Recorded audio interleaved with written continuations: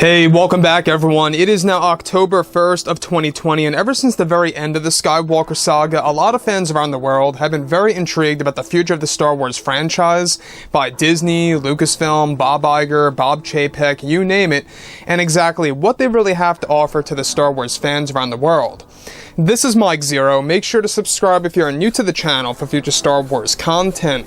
Now, one thing about Disney Star Wars is that yes, we do know that they are now in a phase of desperation and damage control to really get the ball rolling again when it comes to this massive franchise. Essentially, what they really want to do is that they really want to bring it to the same exact level as the Marvel Cinematic Universe, which, like I've said before in the past, is going to take a lot of time and effort and a very high success rate to really get it to such a level in order to really make Star Wars the way it used to be. Now, we have George Lucas, Jon Favreau, and Dave Filoni all working together as a team to deliver as much authentic Star Wars material as possible, and it just goes to show the fans that they really are now in pretty much a fully embraced mode, where they're really trying to get a lot of authentic Star Wars stories out there. Starting off with The Mandalorian Season 2, introducing brand new Jedi, just for starters. So, looking at everything here for, of course, the new Star Wars films, this is something that a lot of fans are very eager to see on the big screen. Obviously, Star Wars, in my opinion, is best fit for the big screen rather than streaming services at home. I feel that, yes, television is nice. It's nice to see The Mandalorian and the Kenobi TV series, but I will actually make the argument that the Kenobi TV show, in my point of view, actually deserved to become an actual movie in and on itself. Ewan McGregor deserves to be on an actual big screen rather than on a streaming service that's going to be, by the way, limited to one season only. So, beyond all of this, what's really intriguing that all has to do with the new Star Wars trilogy is that ever since the very end of the Skywalker saga, both Disney and Lucasfilm have been developing brand new Star Wars TV shows and films in order to create a better and brighter future for the Star Wars franchise. It's explained that both Bob Iger and Bob Chapek are currently busy developing the first film of the new Star Wars trilogy that is currently dubbed as Star Wars X, which indicates Star Wars Episode 10. Actor Keanu Reeves is said to be attached to the project in order to portray a brand new villain known as the Sith King of Exegol, alongside the Sith Queen and Princess in the new films. The Sith King of Exegol is actually set to have a brand new type of lightsaber where the blade will actually be curved. Further, it's noted that actress Gal Gadot, or Gadot, is in the talks to portray the Sith Princess of Exegol and will serve as the daughter of the Sith King of Exegol. Lucasfilm has a plan for the new films by creating a brand new family, just like how the Skywalker saga revolved around Luke, Anakin, Leia, and Ben Solo. The new films will revolve around a dark side-oriented family. There is also said to be a Sith Prince that will be a part of the story that will serve as the son of Keanu Reeves' character in the new Star Wars trilogy. So once again, guys, let's stop right here for a second, is that we can see the reversal of themes in these new Star Wars films, is that Lucasfilm is aiming to make essentially a dark side family, in which we technically, yes, already had that because Anakin Skywalker turns to the dark side, becomes Darth Vader, Ben Solo becomes Kylo Ren. I understand that.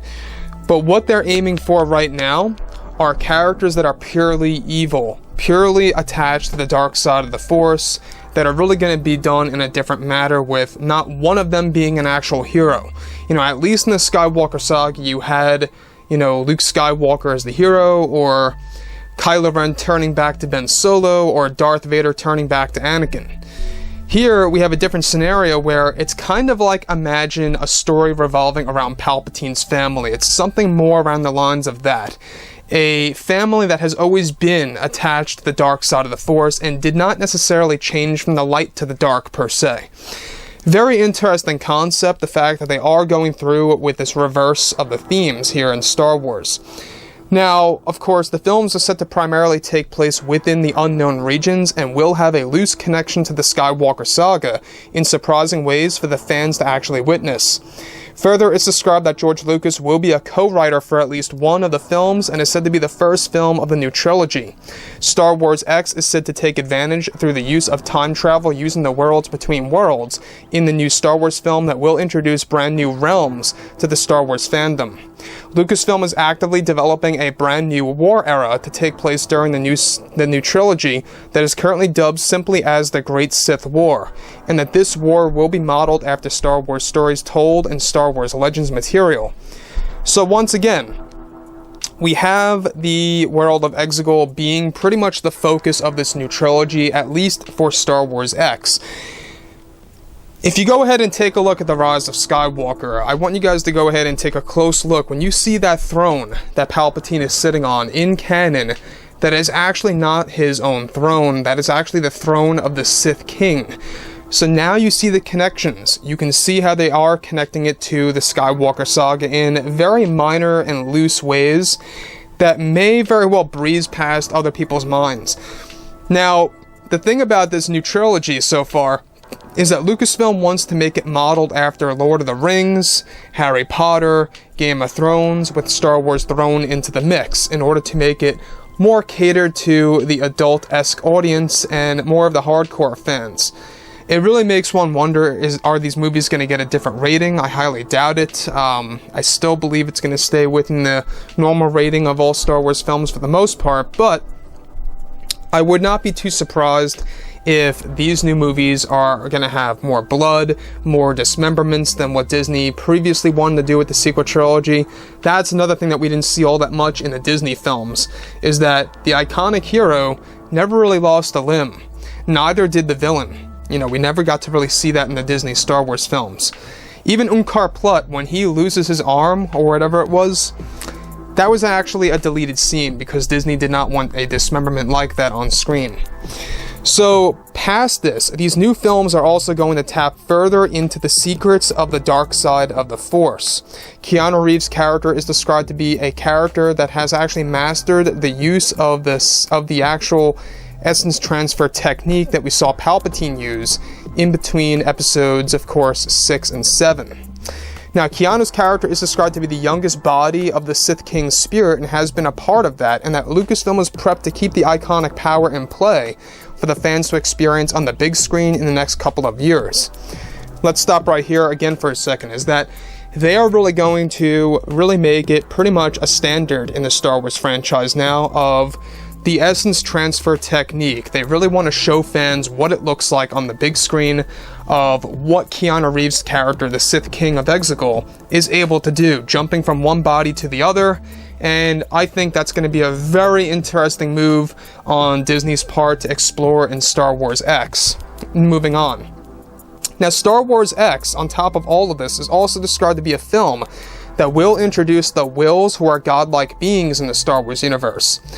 The Wills are set to be the allies of the light side characters in the upcoming Star Wars trilogy that will provide wisdom in the new stories. Now, in the Skywalker saga, Lucasfilm used Force ghosts, and now in the new movies, they want to take advantage of godlike beings that will guide the heroes to combat against the brand new villains in the Star Wars films that are set to begin filming sometime during the end of 2021 next year. John Williams, however, is said to not be a part of these new Star Wars projects, and they are looking for composers just as similar as Williams. Good luck with that, right? So, as far as I love John Williams, I don't know if they're really going to get somebody that's going to pretty much be able to emulate his work.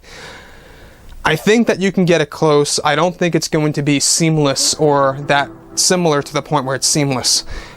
So John Williams departing from Star Wars is obviously going to be a big change. It's kind of like losing the opening crawl in a main trilogy of movies. You know, it's an iconic part. It's a tradition.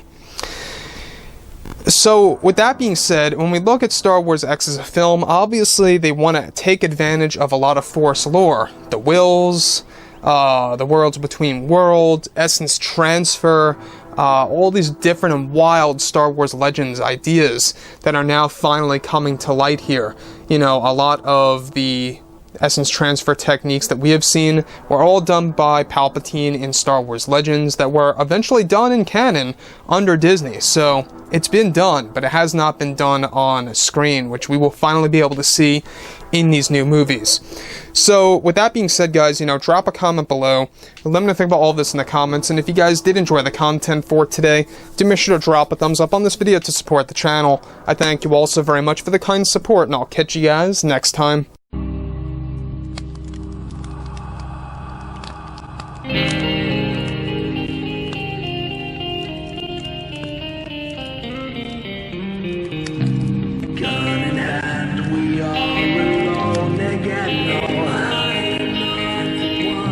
From night to moon, we hear them moans again.